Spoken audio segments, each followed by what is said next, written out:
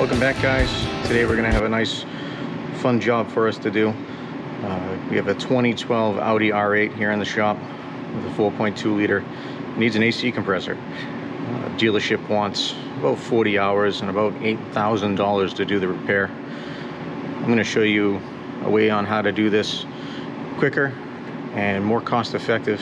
You could probably do it for less than half the price of that. So let's just talk for a minute about what the procedure is and what we're gonna do to get this out of there. So dealership wants to pull the whole entire engine and transmission and everything out of the bottom side of the car. We're not gonna do that. We're gonna do a little sneak at getting it out of there. And I'm gonna show you kind of step by step on how to do it. But essentially how it breaks down is we gotta take all the carbon fiber panelings off the inside of the engine compartment, just so we can protect some pieces and we can get a little bit better access. But we got to take this whole air filter assembly out, and then we got to take this upper intake plenum assembly off, just so that we can get to a coolant tube that is right below that we need to move out of the way, so it gives us a little extra clearance to sneak the AC compressor out the bottom side. So we'll have to put this in the air and pull everything off on the bottom side. But we'll get to that step by step in just a minute. So I think where we're going to start is on the back side of this and do everything that we need to do down below first, because we're going to have to drain some fluids, so we might as well get that draining before we get everything apart up top. Underneath, you'll notice that there's these belly pans that are underneath to kind of protect everything and direct some air. But we'll have to go through and remove this one big pan that goes underneath the whole engine and transaxle assembly, so that way we can get to the AC compressor. So that's actually hiding up here on the driver's side, right up inside here. It's behind this piece right here, which is your water pump and thermostat assembly. But once we get this cover off, I'll show you what it looks like a little bit more up close. All right, so to take off this belly pan, there's going to be a series of bolts that go inside the wheel arch and then all the way around. And we're going to try to take off both of these belly pans so that we can gain a little bit more access. So the bolts are actually a T30. So they're up inside here, so they look just like this. Some people call it a star bit, but it's actually called a Torx. So you're going to need yourself a little T30 Torx. And a little tech tip for you is when you're trying to take these things out, just to show you on one of them up here, if you put this in, I use a long extension. That way I can push and put a lot of pressure up in to rotate this, to take it out. I've seen plenty of times that people don't put enough upward pressure on these. It'll actually just strip out the Torx on the inside there, or you can break the end of the socket itself off. So just do yourselves a favor, grab a little bit of an extension and push up on that with pretty good force, because they do put a series of blue Loctite on all these fasteners, just so you can see here. It's got a little bit of blue Loctite on them. So just do that. That way you don't have to worry about them coming out. So we'll show you in just a second what it looks like when it's off. All right, so with this belly pan removed, you can see there's a coolant pipe here that runs up to the driver's side, to the passenger side of the engine. And it goes right here from the water pump out. You take out 1, 2, 3 bolts that are up there, the T30 Torx, and you take these hoses off. You can gently start to pull and pull this tube out of the way, and that will give you access to this water pump assembly that will come out next. And there's 4 bolts, 1 up top, there's 1 a little bit higher up inside there, and 2 on the bottom. And there's a couple hoses over here that will take off just to get that out of our way, so we can slide this compressor down towards the front of the car. So once you take those 4 bolts out, you can take off these 4 hoses that are actually on that pump assembly and pull it out of the way. Sometimes they get stuck on the little O-rings that are inside here, so if you just kind of gently pull and wiggle, you can get it to come out. So the pump itself looks like this. So your thermostat's over here, and this is your water pump. And then the back side of it, just to show you, it's got 1, 2, 3 hoses that are right there that kind of come down onto the top of this, that are a little bit difficult to get to. But if you get a nice big pair of needle nose pliers, you can get in there and get the clamps off. So those two O-rings that we just saw, those actually sit right inside here, and this slides onto it. So typically this will get stuck a little bit, but if you use a little bit of a screwdriver on either side, you can kind of just walk it out and get it out of the hole. But we will be replacing those. And another thing just to kind of keep note is there is an oil pump drive shaft that goes through here. So this is kind of like an older, like Chevy style, that comes in, but this actually goes in to drive the water pump. And it comes right up inside this hole through here. So just make sure when you're going to reassemble this that you're gonna line up this inside the body here. Typically what I'll do is I'll take a little bit of Vaseline and I'll put it on the end of the shaft so that when it goes in, it stays in and it doesn't come out of its hole, and it makes it a little bit easier for lining it up. This piece right here, this is just that tube that you had to take off. So you can see there's a series of O-rings. They're on here. Usually you don't have to replace them, especially with a car that has some low miles on them. If they're still kind of supple and they move, you can usually get them back inside there and reuse them. But in this case, I just did get a whole new set of gaskets and seals for it. And I'll leave all the parts in the description down below so that you guys have it. All right, so once you have everything down below to that point, being up top, what we've done now is just taken off the side covers inside here. So they're just like a zoot style kind of fastener where it's just a quarter turn twist lock and they come out and you can pull all these panels out. So just do yourselves a favor and make sure that you put some protective covering over the back side of the car so you don't damage any of the paintwork. So with those side covers removed, the next big thing is to pull out the air cleaner assembly. So in order to get this out, it's actually not too hard. This center cover here, if you just pick up on it, it's got 3 little tabs that actually hold it into place. So you can pull those out and you can see there's 3 little prongs that are there, and they just go right into these little receptacles here. And then around the border of the air box itself, there's a couple Torx bits, and those are a T25. So they don't come out all the way, just to show you. They come up a little bit, it's about a ½ an inch or so, and they stay inside the top cover. So once you get those free, you can actually pick this cover up and off. So now I'm just going to lift this off, and then we'll just put this someplace safe for right now. And the next bit now will be to remove the air filter assemblies. So I've already gone ahead and loosened up some of these clamps, but the easiest way to do it is the clamp closest to the throttle plate is a 7mm here, and there's another 7mm over there, and then there's a quick connect here for this boot. And all you got to do is you squeeze in on either side of here where it has kind of this knurling, and it will allow you to pull it off of the boot. And then this one, it's a clamp where you can take a small screwdriver or pick. If you go in between the clamp, you can pry it up out of the way to get this other piece off. The only thing that I found really difficult with doing these connectors is that there's a certain way to take these specific connectors on a lot of your Volkswagen, Mercedes off, is you have to actually push them in first. So just to kind of show you, if I get this seated in, there's a little prong inside of here. And what you have to do is you have to physically push in on the connector and then pull back on this other tab. And what that allows you to do is to pull this connector off now, where if you get it past a little bit, it'll come off just like that. If you don't push in first, what happens is you just kind of fight against the tension that's on that connector itself. So do yourselves a favor, like I said, push in first, then pull that tab back just a little bit. You don't have to pull too hard, but just enough. You'll see it kind of raise up, and then that will slide off. And then pulling these off is very simple. They're just set into a little groove here. So there's a groove right there, and then there's another one in the front here, and you can see that it gets held down with that cover. So if you pick this up, you can get it out of that little groove, and then you can pull this right off the throttle body.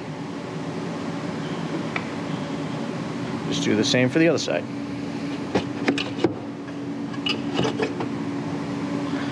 Now the next big hurdle with this is just getting all these vacuum and coolant hoses off of the intake manifold. So there's a series of them that come around. So right here on the passenger side, there's one up here on the top that's already done. There's another one down on the bottom underneath here that you can kind of see, but there's a little piece down here. Some of them have this clamp that is kind of a one-time use clamp, and you can get these pretty readily available at any parts store if you want to reuse them. But what I did here too is I just unplugged one of these sensors on top of the cylinder head, just so that I can get to that other clamp that's down on the bottom there. And then there is a high pressure fuel hose that comes inside here, and there's a bolt that goes there. If you take that bolt off, you can rotate this clamp just out of your way and just put the bolt back in the hole so you don't lose it. And then there's a couple other hoses here for the PCV setup. So there's two on either side of the throttle body, one on the top, one on the bottom. And then if you do the same thing here on this throttle body, it has the same style connector that is that mass airflow meters had. It's the same kind of piece where you gotta push in and then pull back on the tab. So there's one here, there's one on the other side. And then over here on the high pressure fuel rail, you have another bolt here, and there's another one down here. The trick to this one is if you get a long Torx bit, this is another T30, to take that one out, or you can actually crack this fuel line off, but you just have to make sure that the fuel system has been depressurized. But you can get a long Torx in there and get that one out. And then there's actually a couple different brackets down here. So there's a wiring harness is here. There's a bolt that's right there that goes onto one of the brackets. And then there's another one over here on the passenger side in the very back that you take that off. And that's just going to allow you to manipulate the harness that's holding this whole plenum assembly out of your way so you can get the bolts off. And there's going to be one more bolt that's in the back of the intake that we got to get off. And then there's going to be 10 bolts, so 5 on either side. And then we'll be able to lift this whole piece right up and off.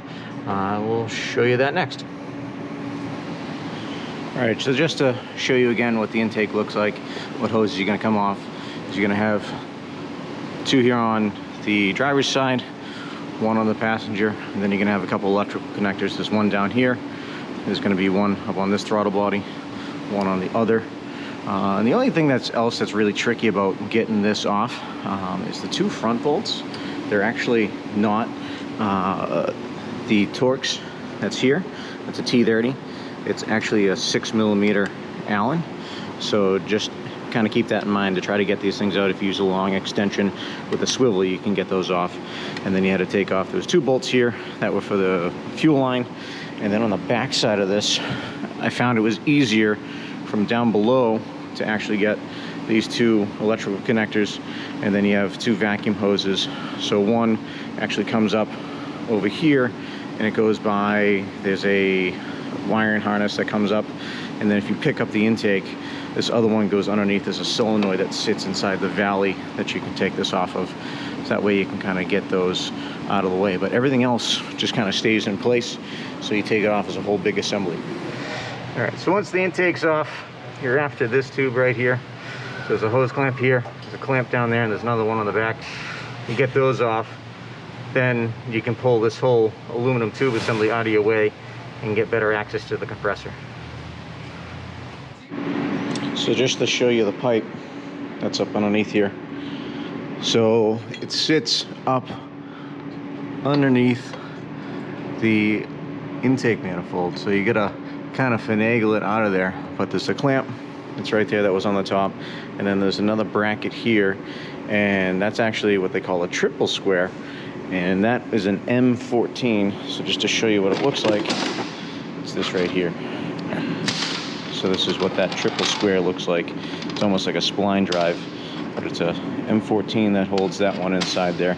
So there's just one bolt that holds it there. There's another clamp that's up here that's underneath the intake. And then you're gonna take one hose on the top, one on the bottom, and that just kind of pulls out from inside here, and it just frees up a whole bunch of room so that you can get a little bit better access inside there to get to this compressor. So now just to show you what it looks like back here with that coolant hose removed, there's a lot more room to get this compressor out. But in order to get that hose out from down below, if you take off the AC line because what happens is this AC line actually wraps around the tube. Once you get that out of the way, you can manipulate the tube and come down out through the bottom side of it. You do have to take a couple hoses off. So just to kind of spin around and show you, the hoses that come from underneath the car that come up, you got to take those off that main piece, and then there's another hose up on top here. All right, just so you know, these two pipes are what are going to have to come off the compressor. So those are actually what they call a T45 Torx bit. So you can kind of get those out of there. And again, same style connectors that most BMW and Porsche and Audi use, is this kind of, you have to push in and pull back on this so that you can get it off of there. And that will allow us to get this harness right off of the compressor. And there's just a little zip tie here you can cut off just to hang the harness out of your way. All right, so once you get those lines off, we have to get the drive shaft that holds the compressor off. So just a point of reference, this is the driver's side right in front of the rear wheel, and you have the motor mount in between there. You can see up inside there, there's actually a bigger nut and a smaller nut and a little black shaft that goes to the left. That is the drive shaft that drives the AC compressor. So we're gonna have to take a couple wrenches and get up inside there just to kind of crack it free. Once we do that, we can unbolt the compressor and pull it out of the hole. All right, to show you, you get these oil cooler lines off. There's just a plate here with two T30s that hold it in place. You can sneak this out while it's still in the car. Once you get the 3 compressor bolts and the connector off, you just have to use a little bit of a pry bar on either side, and you can rotate the compressor and pull it out of the hole. I'll show you a little bit of the damage on the compressor. So they tend to blow holes in the sides of them. But you can see here that I have the snout off of this. So sometimes what happens is this drive shaft will not come off of this no matter how hard you try. So this sits up on side here, and then it goes through to the front of the motor. And what you're supposed to do is you're supposed to hold this shaft and not allow it to move, and then rotate this pulley. But this thing is on there, so I'm going to try to heat it up and put it in a vise. But a little trick is you can get to these 6 bolts. So they're just a little Allen. If you use a large extension like this one, it's a little 5mm Allen, you can stick it up right through the bottom of the cradle, and you can get it up into the hole, and then you just have to rotate the motor around to get those bolts to come off. But it's actually a little bit easier, I think, to do it that way and get this thing out of the hole than it is to try to fight with this, because you're really in there with like a crow's foot to get on here, and it's just really a bear of a task to do. So I found taking it off this way first and then pulling the shaft out from there, and then you can separate this independently. It's a little bit easier. So I'll show you how to do that next, and then we'll get back to putting this thing back together. So just to show you the setup of how I do this when I get it in a vise, I'm just going to try to get it clamped down around this collar, and I'm going to try to get a 19mm wrench. This happens to be like an extra long wrench, but it's got a little bit of an offset there where I can get it to sit down and kind of pin up against the vise itself. And then what we'll do is I'm going to actually heat this collar before I put the wrench on, and then we'll use a 6.17mm wrench to spin this off. So this is conventional thread, so lefty-loosey to take this thing off of here. So let's heat it up and show you how it's done.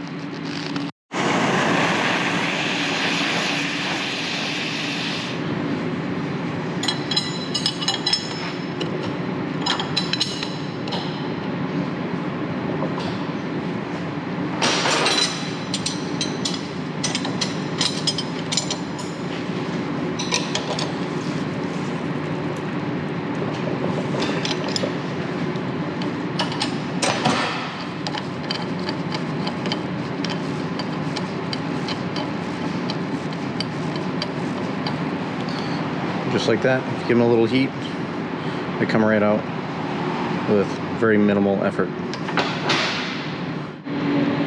All right, so just a piece to note, just make sure you guys compare your old compressor with the new one. the old compressor. It does have a little clamp on here that holds your wiring, so you're gonna have to swap that over onto the new one. But also there's a couple of little alignment dowels that stick inside these far two holes close to where the pulley is, so you just have to make sure that you pull those out and insert them into the compressor itself, or if you wanted to, you can put them up into the engine block. That way you don't have to worry about them falling out when you're trying to put this thing inside there. That's what I'm going to do. I'm actually going to put them up inside the engine block, so I don't have to worry about this little piece falling. So I'm just going to insert that there and then slide the compressor in and get it bolted up.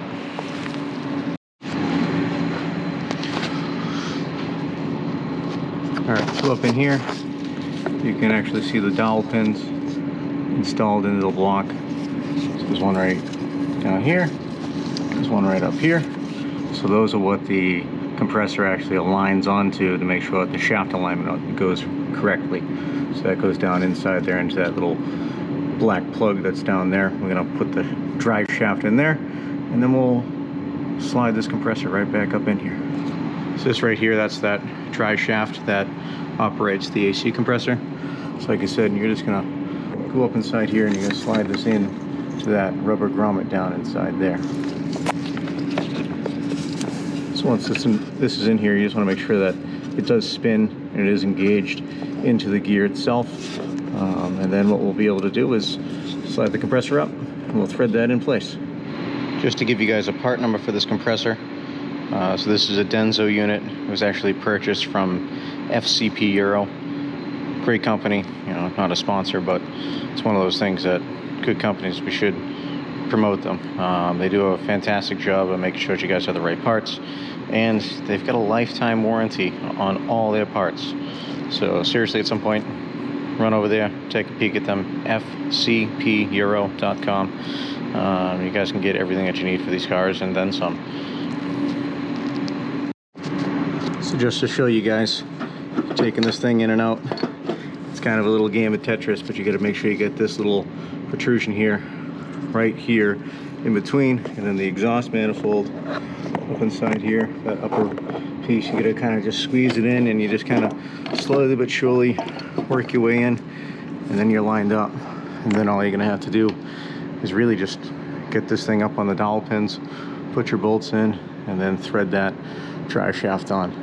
All right, it's just to show you guys a little trick. I'm going to take my hand, I'm going to put it up alongside the compressor before I get everything else buttoned up, and that's going to allow me to spin the compressor itself, so that way we can thread it onto that shaft. So if you just take like a little pry bar, you can get the shaft kind of lined up, and then you can just spin it right on. So again, lefty loosey, righty tighty to get that up into place. And then all you have to do is just snug it, because when this car was running, it's actually spinning in the direction that it's always going to tighten itself. So you don't have to worry about it coming free ever. Just give it a little tiny snug and you're good to go. So going back together, just make sure you put your oil lines back on here. Do yourself a favor and make sure you clean the lines really well. Check the O-rings. If they don't have a nice snug fit, then replace those as well.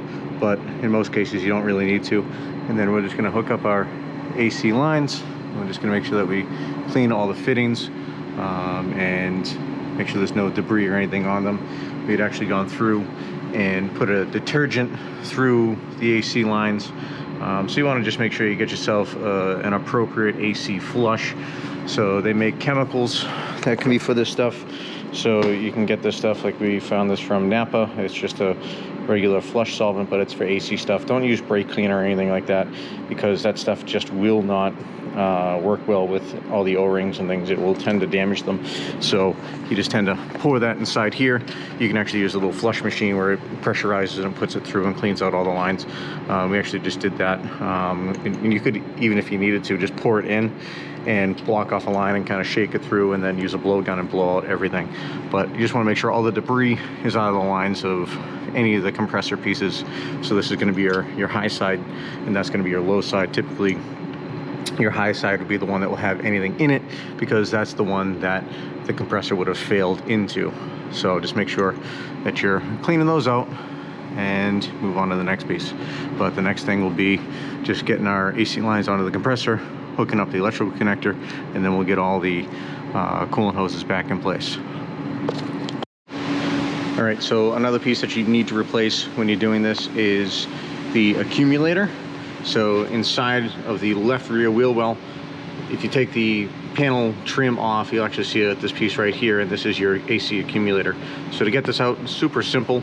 It's just two T30 Torx on top, and then on the side, the two 8mm bolts. You take those two bolts out and take these top ones off. You can actually just pry this open and pop this out of here.